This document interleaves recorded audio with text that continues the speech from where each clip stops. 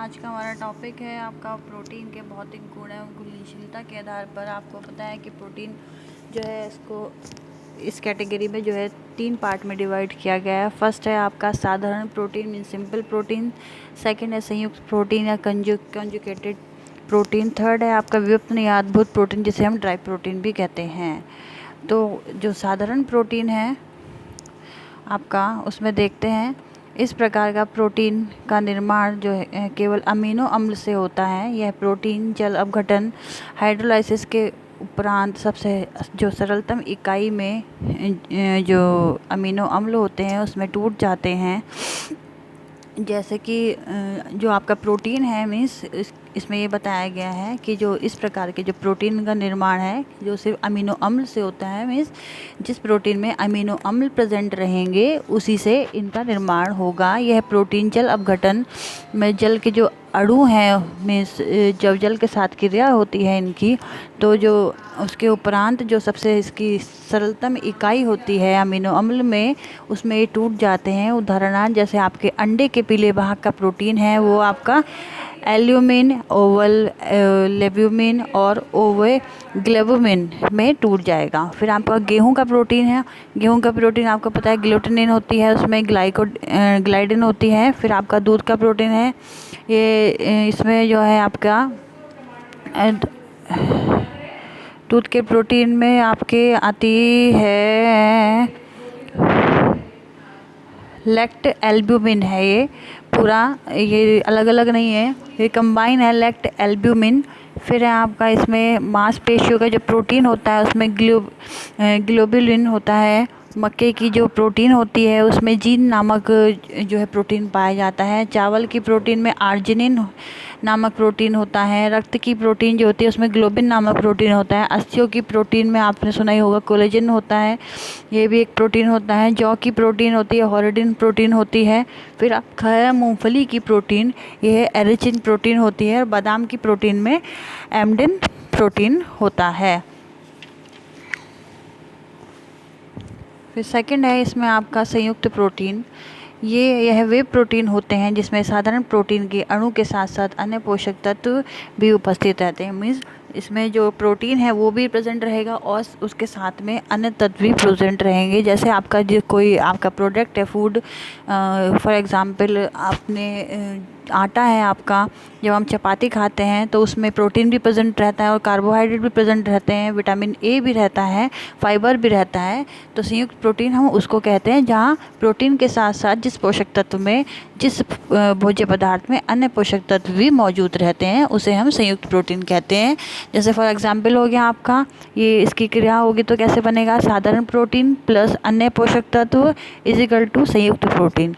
फिर आपका है पोषक तत्वों की उपस्थिति के आधार पर इन प्रोटीनों का नामकरण भी किया गया है।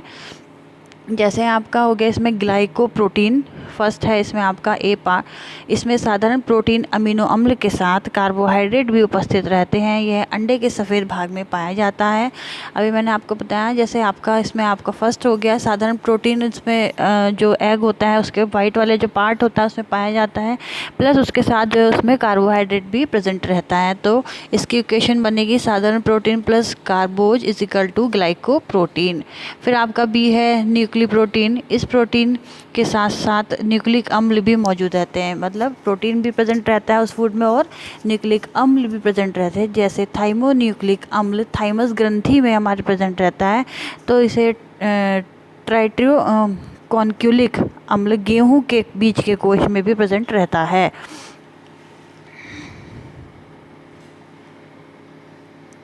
तो इसकी इक्वेशन क्या बनेगी आपकी, साधारण प्रोटीन प्लस न्यूक्लिक अम्ल is equal to nucleoprotein बन जाएगी। फिर आपका थर्ड पार्ट है इसमें लाइपोप्रोटीन, इस प्रोटीन के साथ लिपिड्स भी उपस्थित रहते हैं। यह कोशिकाओं में पाया जाता है, मेरी जितनी भी कोशिकाएं हैं यह उनमें पाया जाता है, चाहे वह जंतु जगत से प्राप्त हो चाहे वो वनस्पति जगत से प्राप्त हो, तो ये उसमें पाया जाएगा। आपका इसमें होता है जो है साधारण protein plus lipid is equal to lipoprotein.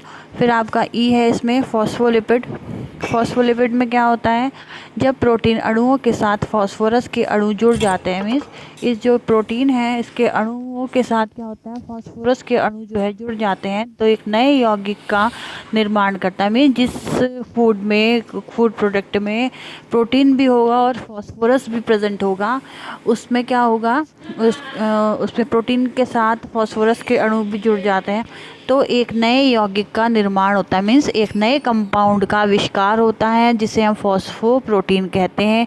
दूध में पाए जाने वाले कैसिनोजन तथा अंडे के पीले भाग एग यॉक में पाई जाने वाली ओवोविलेटिन इसी प्रोटीन के अंतर्गत आती है। मीन्स अगर हम दूध को और अंडे को अगर हम एक साथ लेंगे, मीन्स आपने देखा होगा आपके घर में भी या बहुत से लोग होते हैं, छोटे बच्चों को या जो लोग जिम जाते हैं, प्रोटीन की जिन्हें ज़्यादा ज़रूरत होती है, वो लोग जो आपका प्रोटीन जो भाग होता है, विटामिन्स होते हैं एग यॉक में मोस्टली, तो उसमें क्या होता है आपका जो अंडे का पीला वाला भाग है वो दूध में मिलाकर पीते हैं। तो अगर हम दोनों को मिलाएंगे तो हमें क्या प्राप्त होगा, ओवोविटिलिन जो है इस नाम की प्रोटीन जो है प्राप्त होगी। फिर आपका नेक्स्ट पार्ट है लेसिथोप्रोटीन। जब प्रोटीन के साथ लेसिथिन या इससे संबंधित तत्व आकर जुड़ जाते हैं तो एक नए यौगिक का निर्माण करते हैं जिसे हम लैक्टिक प्रोटीन कहते हैं। जैसे प्रोटीन अणु प्लस आपका लेसिथिन हो गया इज इक्वल टू आपका लेसिथोप्रोटीन। यहाँ पे इसकी इक्वेशन आएगी, क्या आएगी, प्रोटीन अणु आपके प्रोटीन अणु के साथ मिलकर, क्योंकि लेसिथिन जो है वो मिल रहा है, तो प्रोटीन अणु प्लस आपका लेसिथिन इज इक्वल टू क्या प्राप्त होगा, हमें लेसिथोप्रोटीन प्राप्त होगा। फिर आपका थर्ड है, इसमें आपका व्युत्पन्न या अद्भुत प्रोटीन।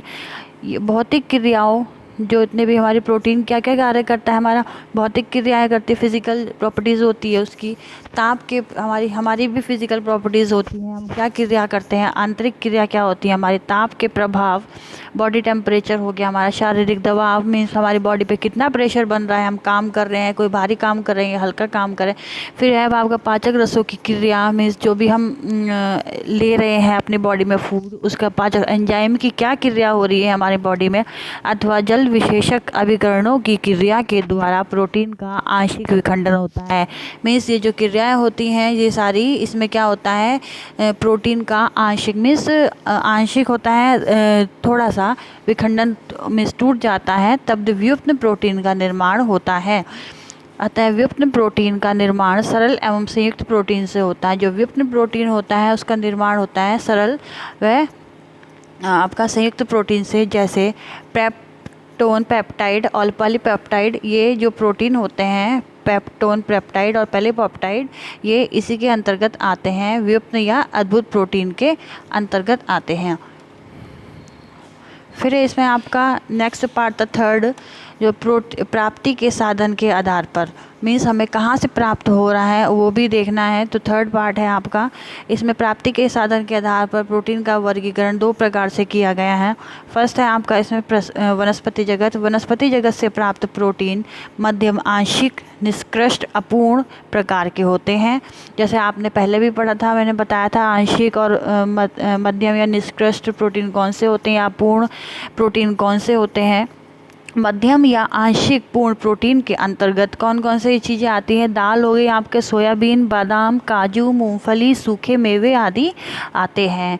दाल व सूखे मेवे में जो है आपका 9 प्रकार के आवश्यक अमीनो अम्ल पाए जाते हैं, इसलिए ये क्या होते हैं आपके आंशिक या फिर आप ये कह लीजिए जो है आपका मध्यम पूर्ण प्रोटीन या आंशिक पूर्ण प्रोटीन कहलाते हैं, क्योंकि इसमें जो हमारे अमीनो एसिड होते हैं वो 10 प्रकार के होते हैं, लेकिन इन चीज़ों में जो है आपके 9 प्रकार के ही जो अमीनो एसिड है जो हमारी बॉडी के लिए ज़रूरी तत्व हैं वह पाए जाते हैं। अनाज, फल एवं सब्जियों में अपूर्ण प्रकार की प्रोटीन होती है। सेकंड है आपका प्राणी जगत। प्राणी जगत से प्राप्त प्रोटीन उत्तम कोटि के होते हैं, यह पूर्ण प्रोटीन होते हैं। प्राणी जगत से जो प्रोटीन प्राप्त होते हैं वो कैसे होते हैं, आपके उत्तम होते हैं, उत्तम कोटि के होते हैं, यह पूर्ण प्रोटीन होते हैं क्योंकि इसमें सभी 10 आवश्यक अमीनो अम्ल जो शरीर में वृद्धि और विकास के लिए नितांत आवश्यक होते हैं। मीन्स ये क्या क्या हमारे शरीर में करते हैं, क्या कार्य करते हैं, हमारे शरीर की वृद्धि करते हैं, विकास करते हैं और जितने भी आपके टिश्यूज़ की मरम्मत है वो करते हैं हमारे बॉडी में। तो ये हमारे जो हमारी बॉडी के लिए, हमारे शरीर के लिए सबसे ज़्यादा उपयोगी हैं। उदाहरण के लिए आपका दूध हो गया, दही हो गया, खोया हो गया, अंडा, मांस, मछली, यकृत, पनीर, छाछ आदि, ये कौन से आते हैं, आपके प्राणी जगत के अंतर्गत आते हैं। गर्ल्स, अगर आपको किसी भी प्रकार की कोई परेशानी है, वीडियो में अगर कुछ नहीं समझ में आ रहा है तो आप मेरे से जो जूम मीटिंग में डिस्कस कर सकते हैं। और आपके अब कॉलेज भी स्टार्ट होने वाले हैं तो आप प्लीज़ अपने नोट्स प्रिपेयर रखिए क्योंकि चेक होंगे और प्रॉपर डेट एंड कवर मुझे दोनों चीज़ चाहिए कॉपी पे। ये नहीं है कि आप बस कॉपी उठा के ले आए और चेक कर दो, मैं बिल्कुल भी आपकी चेक नहीं करूँगी। तो इस बात का ध्यान रखिए, डेट मेंशन होनी चाहिए आपकी कॉपी पर और कवर ज़रूर होना चाहिए। और अपने नोट्स आप कृपया कर अपने पूरे नोट्स बनाइए क्योंकि कॉलेज खुलते के साथ ही आपके नोट्स चेक करे जाएंगे। Okay girls, bye bye.